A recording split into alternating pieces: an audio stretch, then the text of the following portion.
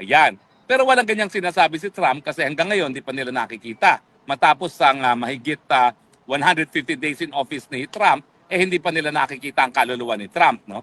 Well, titingnan natin in a few days dahil sa July 22 daw, magkakaroon sila ng pagpulong.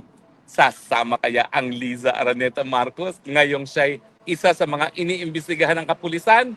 Lilinawin ko po ha, wala pong immunity from suit ang asawa ng presidente sa dayuhang bayan. Pwede po siya magkaroon ng immunity kapag kasama siya ng esposo niya na presidente on an official mission. So kung sasama si Liza Araneta Marcos dito sa trip neto, posible siyang magkaroon ng immunity. Pero kung totoo yung nasa police report na kasama pa rin sa investigasyon si Liza Araneta Marcos, yung panahon pong nangyari ito, wala pong official mission ang presidente kung saan kasama niya ang First Lady. Kasi ang immunity ng First Lady, kapag kasama niya yung presidente in an official mission. Yung mga panahon pong yon, yan ay para sa Manila International Film Festival sa LA, wala naman ang presidente, so wala siyang immunity. Kaya nga po, kinakailangan sumipot siya sa mga investigasyon ng kapulisan ng Beverly Hills. Ngayon, ang tanong, sumisipot ba siya? Ang alam ko lang is matapos itong insidente ng Marso, bumalik muli ang Liza Araneta Marcos para di umano ay makipagkita doon sa isang daughter-in-law ni Trump kasi atat-atat nga sila na magkaroon ng audience kay Trump. So kumpirmado na matapos yung March incident kung saan namatay si Paulo Tantoco, bumalik si Liza Araneta Marcos at pinagsasabi na ang pagbalik niya ay dahil nga doon sa investigasyon na yon. Well, alam niyo naman yan, alam ang maganda sa Amerika, kahit sino ka kapag nagkaroon ng investigasyon, lalabas at lalabas ang resulta. At ang tanong, bakit hindi pa natin sa malaman kay Liza Araneta Marcos ano ba ang kanyang naging partisipasyon dito sa pagkamatay ni Paulo Tantoco? Huwag niyang sabihin na wala siyang responsibilidad na i-inform ang publiko. Bakit? Anong ginagawa niya nung pagkamatay ni Paulo Tantoco na namatay dahil nga sa overdose ng cocaine? Unang-una, ang duda ko, maski ito ay hindi official trip, ang gastos, pati dun sa Beverly Hills Hotel na yan, ay galing sa kaban ng taong bayan. Kasi Manila International Film Festival sinusulong nila yung industriya ng pelikulang Pilipino. So, chances are, tayo nagbayad.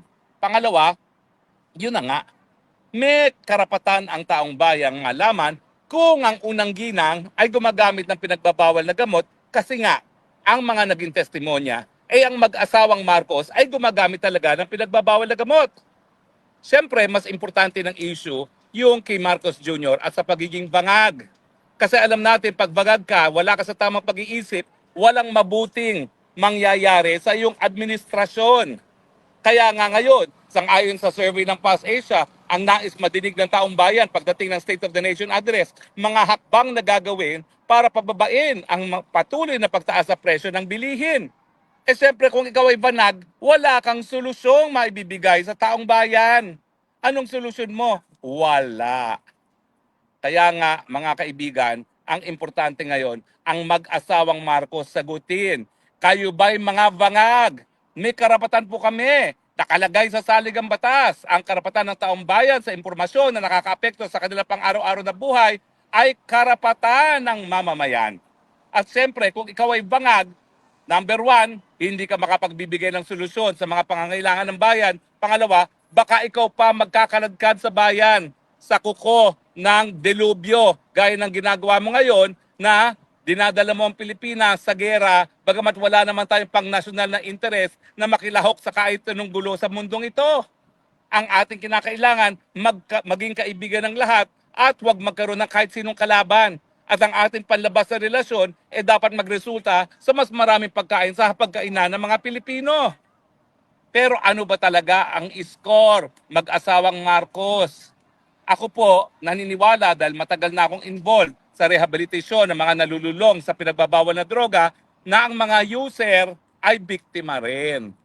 Ang importante lang, umamin na kayo'y biktima, kayong dalawang mag-asawa. At pag naman kayo umamin, pwede naman kayo magpagamot sa pamamagitan ng rehabilitasyon. Pero ang problema po, hindi kayo po pwedeng magpatuloy manungkulan habang hindi kayo nagpapagamot. Dahil talaga naman pong matinding sakit ang drug addiction. At talaga naman pong walang ikabubuti sa bayan yan kung kayo ay mga bangag na nananatili sa pinakamataas na pwesto. Ako po, ang pinakamagandang solusyon, mag-resign ka na. Dahil talaga namang mahirap talagang magamot yung sakit nyo, lalong na kung talagang matagal na kayong mga bangag. Pero kung ayaw nyo mag-resign, pwede rin naman mag-leave of absence habang kayo nagpaparehabilitate ng mag-asawa. At kung talagang buong pamilya involved, di buong pamilya na kayo magpa-rehabilitate, naniniwala ako, kayo dapat tratuhin mga pasyente kung totoo na kayo gumagamit ng pinagbabawal na droga. Pero habang tatratuhin namin kayong mga pasyente, huwag naman na kayong mananatiling pinakamakapangyarihang leader sa ating bayan. Hindi. Hindi naman kinakailangan dahil meron namang alternatibo. Paupuin ninyo. Miski panandalian habang kayo nagpapagamot si Inday Sara Duterte dahil nga po sa mga pagsubok na hinahabarap natin, wala pang ang putukan sa gitnang silangan, problema na ang patuloy ng pagtaas ng presyo ng bilihin, lalo na ngayon na anytime magbabalik na naman ang putukan sa gitnang silangan. Hindi naman po pwede na gaya ng style ni Marcos Jr. na kapag dumating ang bagyo na palagi naman dumarating sa Pilipinas, nagkakamot ng ulo at nagsasabi, anong gagawin natin? Mantakin ninyo, yung nagputukan sa gitnang silangan, ang sabi ng Marcos Jr. sa mga Pilipino, magtago muna kayo. Pwede ba naman yan? Yan po talaga nagpapakita na parang wala kayo sa tamang pag-iisip. At ang aking pakiusap, hindi naman kayo kinakailangan manatili sa kapangyarihan habang kayo may ganun kapansanan dahil nandiyan naman ang Vice President. Kaya nga merong Vice President. Ako naman po yung umaapila sa inyong pagmamahal sa bayan. Kasi talagang kinakailangan, unahin muna ang interes ng taong bayan. Itong pagpatay ni Paulo Tantoco, ang tanong po rito, bangag ba kayong mag-asawa? At ang kinakailangan, sagutin nyo na yan. Kung talagang sa tingin nyo kasinungalingan yan, magpa-hair follicle test. Pero wala na kaming boses kakasigaw na magpa-hair follicle test ng mapasinungalingan. Yung paratang na kayo'y mga bangag. Ano bang kinakailangan? Mamatay na naman ang ibang tao na kasama ninyo sa drug overdose para mapilitan na kayo? Pero kinakailangan, Liza Marcos, Araneta Marcos, dahil kay isang abogada, gaya ko, meron kang obligasyon sa hukuman bilang ahente ng hukuman, kayong dalawa, ikaw na manguna. Hatakin mo na yung asawa mo kung talagang kayo'y hindi gumagamit ang pinagbabawal na droga at magpa-hair follicle test. Nang at least masabi mo na as an officer of the court, hindi ka talaga bangag at hindi bangag ang presidente na dapat nagpapatupad ng batas at hindi gumagamit ng pinagbabawal na gamot. At siyempre, bilang abogado, obligasyon mo rin na kung talagang may karamdaman na seryoso ang presidente at ang drug addiction ay isang matinding karamdaman, sabihin mo na, imungkahin mo na sa iyong esposo kung anong dapat gawin. Either mag-resign, mag-concentrate sa kanyang kalusugan, o di naman kaya ibigay panandalian ang kapangyarihan mamuno sa Vice President habang nagpapagamot. Ulitin ko po kung ang mga Pilipino, natural na mapagpatawad. Napatawad nga nila si GMA matapos siyang mag-I am sorry.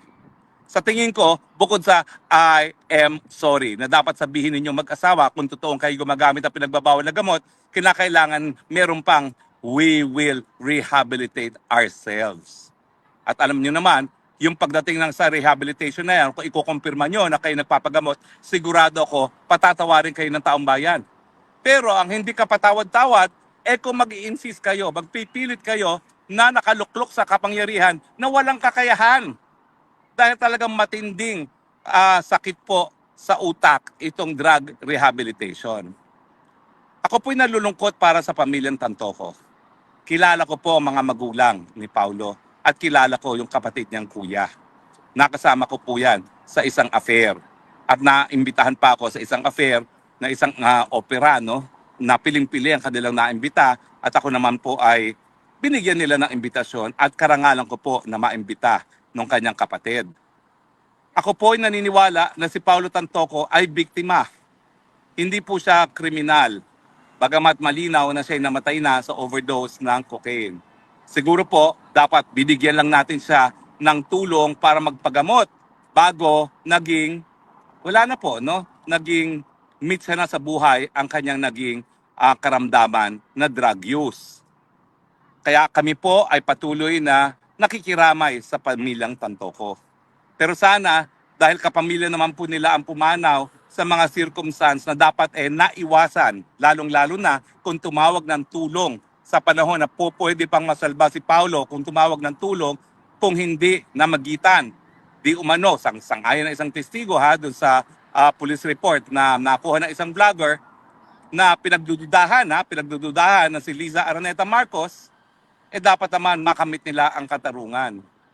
Sana naman po, dahil ang mga Tantoco ay hindi lang alta kung hindi may sapat na kakayahan, paglaban naman po nila yung karapatan ng kanilang anak na gumaling sana at karapatang mabuhay kung hindi po ipinigil yung pagbibigay ng kinakailangan niyang tulong sa panahon na kinakailangan niya yon.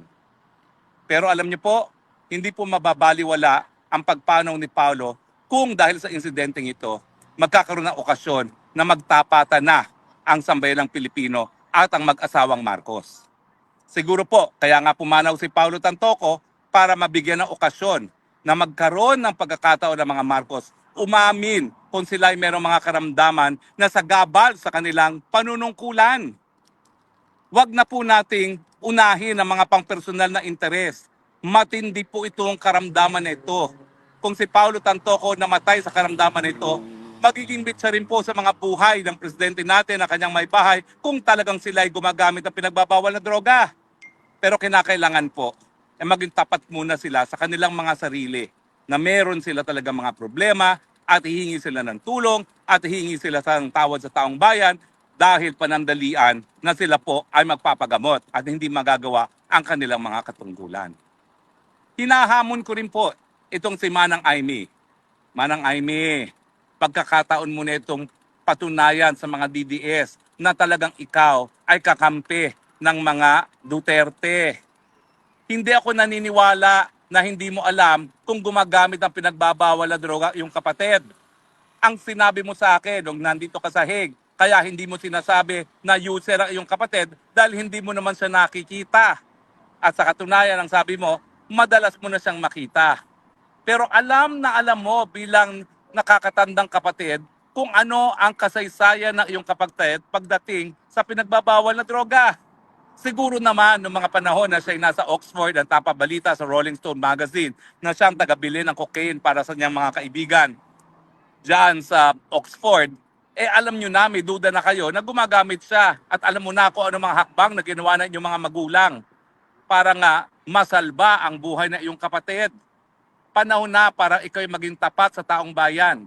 Mas lalo kang mamahalin ng taong bayan, hindi lang dahil sa investigasyon na ginawa mo, kung sasabihin mo ang katotohanan at ikaw na ang humingi sa iyong kapatid na magpagamot at ibigay na muna ang liderato ng bayan natin sa tao na walang karamdaman, gaya ni Lipi Sara, na siya namang pinagkakatiwalaan mo. Pag ginawa mo yan, burado lahat ng alinlangan ng DDS sa'yo, Manang Aimee. At tatanggapin ka bilang isa sa ating mga bayani ng bayan. Pero kinakailangan na siguro na ikay magsalita dahil nakakabingi ang katahimikan ng iyong kapatid at ng kanyang esposo sa kabila ng pagkamatay ni Paulo Tantoco. Siguro ang huling salitang iiwan ko, sana nga po, hindi pumanaw si Paulo Tantoco na walang dahilan. Sana po, itong nangyari kay Paulo Tantoco na nakakalungkot sa pamilya niya, maging mitsa para magkaroon tayo ng tapatan sa panig ng mga sambayanang Pilipino at ang mga Marcoses. Ulitin ko po, mapagpatawag po ang sambayanang Pilipino. Karamdaman po ang drug use. Matinding karamdaman. Papayagan po kayo ng sambayan na magpagamot, pero wag yun naman po ilagay sa abirya ang kinabukasan ng bayang ito sa pamamagitan ng pagbibigay kay BP Sara habang kayo ay nagpapagamot.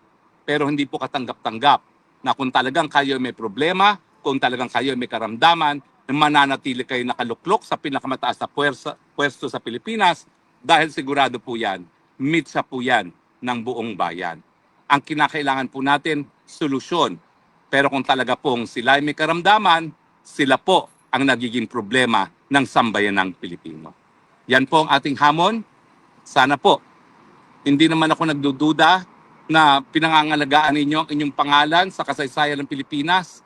At sana po, kayo'y maalala ng sambayanan bilang isang pamilyang Marcos na minsang sinuka ng taong bayan, nagkaroon ng malasakit sa taong bayan sa pamamagitan ng pag-amin ng pagkakasakit at pag-amin na hindi kayang maglingkod panandalian.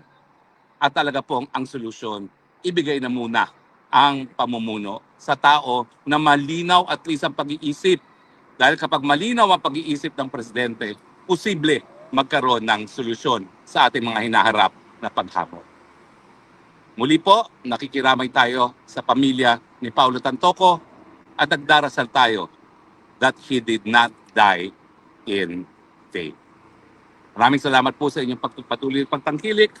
Ito po inyong spokesrocket nagsasabi, I love you Philippines. This is why we do this vlog. I love you because you're the only country that we have. You're the only country that we will love.